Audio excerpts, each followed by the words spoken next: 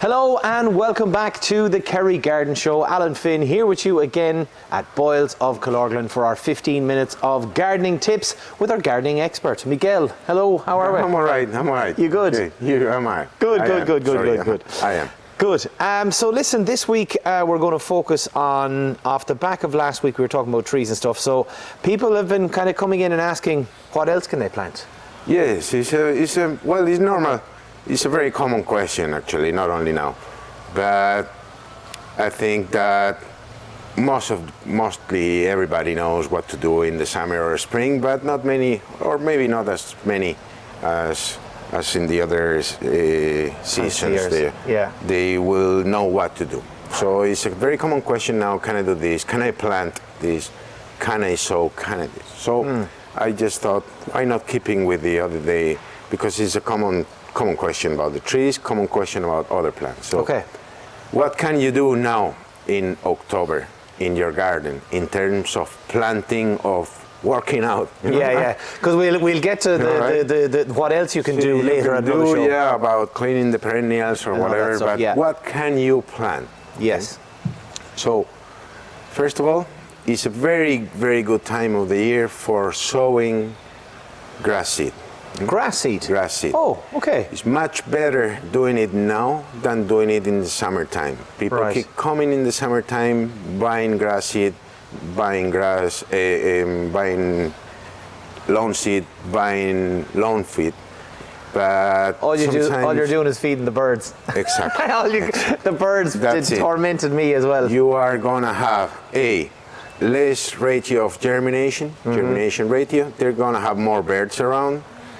And then you're gonna have the drought. If it's dry, you're gonna have to be watering. It's the wrong condition. Yeah. So, but people they don't mind if they need to, but it's way better if you can wait for those patches.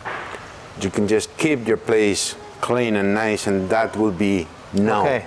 Right. Now or in spring. Yeah. I will say now is very good. You will have a very high success. Okay. Higher success, better success than in the summertime. Okay, so we have your favorite here, and it's a great product actually, Gold Crop. They've got a great quality lawn seed, and I can vouch for this myself because I put it in a part of my new garden, and my God, it is so green. It's very, very good. So green, it's very good. And we always have so this is a thing that I think we've talked about when we did loan programs, is that you should keep extra, or you should go to a source that you know that they're gonna have the same seed, one, because it's plenty of different mixtures, different varieties of grasses that are mixed, and it's not the same if you buy this and if you buy other branch. You're gonna have a two-tone garden like I do at the moment. So you're gonna have to start getting one to start reseeding the whole garden to create the same effect. So let's say you have a greener lawn and you start patching with a different lighter green or darker green. You're gonna have to reseed the whole and that'll place. just annoy you when you're out there looking at it. So it's always good stuff like that. That's not seeding, but this is plenty of people still looking for lawn food. And if they don't ask and they come by themselves and they get the wrong one. Most of people. So when they're leaving, if I see them, I just have to take. Don't use those highly nitrogen now is no good. So you go to autumn lawn food, which is more phosphorus and potassium, and that's all you need for the winter. People might also get confused and think that you don't need to feed your lawn, Miguel, as well. You don't. You actually don't. Actually, this is a good practice, but it's not as essential as the one that you should do in spring and summer.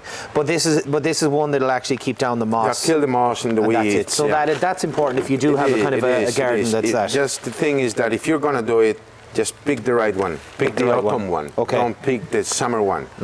Okay, that's it. Okay, so what else can we plant? We've talked about bulbs. Bulbs. Yeah. Okay, bulbs is a very good time of the year. Very good time, especially for daffodils, hyacinths, and other bulbs rather than tulips. Okay. We've talked about tulips and the tulip fire. What happens with the water and the rotting of humidity and everything so like that. I will be waiting a little bit longer till the end of the month give or take, to set them. Okay. But the other ones, all the other ones, is perfect. Now is perfect. If you want, okay. If you come here and we still have daffodils in December, you can set them. You'll have probably flowers at the end of May, not very big. They will be there for next year. Yeah. But if you do it now, you'll have a full bloom. They'll be established, yeah. So it's another thing you can do. Don't forget about the bulbs. Okay. Seeds, believe it or not, there's a few seeds that you can still sow.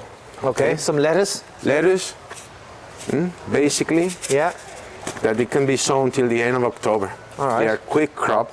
Yeah. So you have them at the end of February, you should have lettuces. Okay. So believe it or not, we don't have actually a very huge variety or a very huge selection of seeds right now, but it's still things you can do. Okay. I'm talking about outside. Outside, okay, inside. wow, right, yeah. If you have a polytunnel, there's plenty more things you can sow. Okay. Okay. So that's a very good one. Right. The seeds, because you will not expect that you can sow something. Yeah, no, I would have thought it just because of the way the weather is and like, you know, we're going to get a lot of wind, we're going to get a lot of rain, it's getting colder, like, you know, all of those things, and you're just thinking, oh, no, there's no way I can plant. Because there's more things you can do. Yeah. It's also the garlic. Yeah. And the onions, that is a good time for setting them right now. Remember that you have instructions. All the instructions. All right? Remember to read a little bit. Yeah. And just follow the instructions. The main difference, especially the onions, is with the onions you set in spring. Some of them are the same varieties.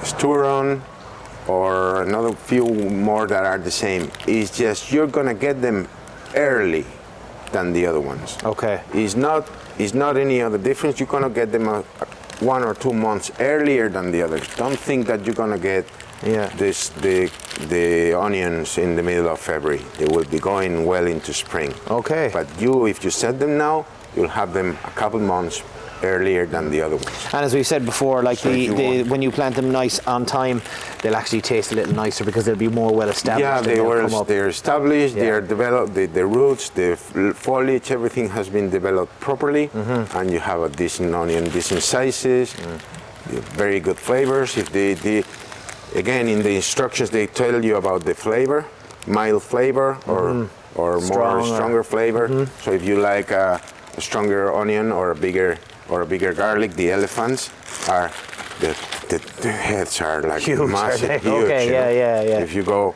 this gentleman Olivier from Westcourt Bulls, sometimes he bring a sample like, wow. Yeah. He did a program with us. Yeah, we did a program with him there years ago. Yeah. Don't forget about this. You can have a little bit of garlic and onion. Okay. In on the ground now. Okay. All right. Now, we've talked also about the winter color or we've done our little kind of window boxes and our not window boxes but our little displays and our things outside. Don't forget that even if the summer is gone, it doesn't mean that you cannot have color. Yeah. Either baskets or containers. Pots, yeah. Look at the roots of this plant. Oh wow, yeah. They're in full. He's looking to get into the ground, isn't he? Exactly. He needs the ground. He needs it. So remember that those plants, autumn winter plants, they're obviously hardy, and they're normally perennials. They normally won't die as petunias if it's a very cold winter. So you can always, when they finish flowering, I've talked several times about that fields of cyclamen that a friend of mine has combined them out of the ground in a small stretch. Yeah. So find a place, even on the side, if you live by the road, put them outside by the road. It'll give you a little bit of color when you less expect it. It'll surprise you. Yeah. So the heathers as well? Heathers, those are autumn, winter heathers. Yeah. Those are trio. They have three different colors. Beautiful pink, white, and purples. We have plenty of different colors as well. Yeah. They stay in bud. In this color, the flowers won't open, call it this way. Yeah. Till they start growing again. Okay. So you'll have a color till well after Christmas with those fellas. And there's a beautiful sea of them there just behind. Yes. And again, those you can find them everywhere. Everywhere, yeah. So just transplant them somewhere. Very handy plants. Very handy plants. Very very nice as a centerpiece in containers. Yeah, yeah. All these plants, you can set them now. Yeah. Perennials, you can do nearly anything. Yeah. So you have the asters that we've talked about, some winter asters. It still hasn't flowered. still hasn't popped. Yeah, yeah. But see, and you have chrysanthemums as well too. Chrysanthemums, that's Coreopsis. Coreopsis, yeah. So you have, I brought this fella because this is an Argiganthium. That plant has been here for months. Crested hot and pink. It keeps flowering, keeps flowering in flushes. This will go, and that will be the last one. Yeah. But it goes, people tend to throw them to the bin, and they have always a second flush and a third flush. Okay. And they keep going. And the Gianthus, would that be another one as well? Would that have an extra flourish as well? So all these perennials, the thing is that they will be on the ground for next year. You have the shrubs. Yeah, so now this is another thing we're going to talk about as well, which is creating like a wildflower area in your garden, which is something that you're a big believer of. You love this sort of stuff, and now is the time to kind of get it. So it's two times of the year to do this. It's autumn, especially October, and then it's March, April, March preferably. Depending on the type of the plant, you should sow now or in June, or now and in June, depending. Okay.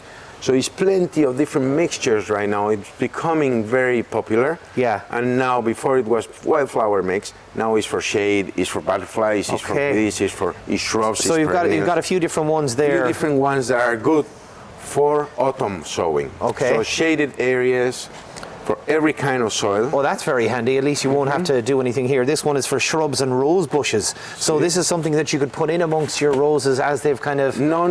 back? This rose seeds inside there. Oh, rose seeds in here. Yes. Okay. Yes, wow. Yes, and shrubs. Annual and perennial flower, and 24 species. So this is going to give you a one hell of a pop, isn't it? So we're going to explain a little bit. We could do one in the spring about this because it's very interesting. But what you need to do, that is essential, all right? Okay. Essential is it cleaning. No, it's not essential. It's cleaning the area of weeds. Okay. Right? This is essential. Right. You have to have it perfectly clean and treat it with some organic insecticide, herbicide that don't affect the soil if you need it. Yeah. Contact vinegar or something like that to get rid of everything. Okay. And then sow this. Right. In a few weeks you should start seeing them. Little sprout. shoots, right? And then you should sow as well in March.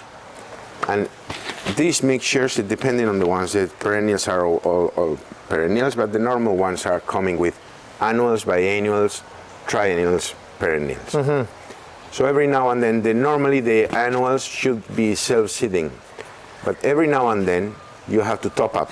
Every second year, you have to spread a few more of the seeds. More of the seeds. Yeah. That's the advice that I got from the suppliers. Okay. Yeah. I've seen them. I see the flower meadows that they have in Anna Bay. Okay. And they are just beautiful, amazing. Yeah. And he was telling me, that's not like you plant it, you sow them, and you forget about them. No, you have to be on top of them, topping them up with new seeds. Yeah. But I've seen them in sideways, in small stretches, small little narrow little beds, paths. And they are amazing. They look like wild little places. Yeah. But if you have a corner, see, that is for 7 meters square. We have large bags for 100 meters square and these kind of things. See? So you could take over a whole area. Or 30 meters square. Yeah. Is nothing. Is 6 by 5 meters. So it's nothing really. It's 300 square, 330 square feet. Yeah. It's not that much. But and you have for smaller places. It's huge as well too, then, just even for the biodiversity angle as well. It's just, you've got all of these different colours, all of these different pollinators. You know, they're going to be so good for the plants, and they'll make you feel good when you wake up and you look at them. It's when you see, because normally our gardens are more structured. Yeah. But when you see this, it is just something that it's a joy. It's a joy. The different colors makes different flowers, and it's something beautiful. Yeah. Beautiful beyond description. Yeah. If you have the chance and you and you know any nursery around that have these things, you can go visit them. They are always happy to get visits, actually. So they're called a floral meadow in my garden, and there's a lot of different things, as you said, for shaded areas, for loads of different things, and in bigger and smaller. As you said, they're only small little boxes that could cover a lovely small little area. If you have a small garden or a bigger patch, you can actually get a bigger bag, and that'll really just bring up massively in the Remember to clean the weeds. Clean the weeds. And then I will give you some instructions for the aftercare. Okay. For if you succeed in the sowing. Okay. Next spring we can do one full show about how to mow them, when to mow them, what to do. Yeah. Because it's not, if you want to keep it properly, it's not as easy as it looks like. Okay, all right. But it's interesting, always interesting. We'll have to, always interesting, and that is basically you in a nutshell, Miguel. Always interesting with some great tips. Thank you so much again for all the great tips of what the things you could be getting up to here in the middle of October.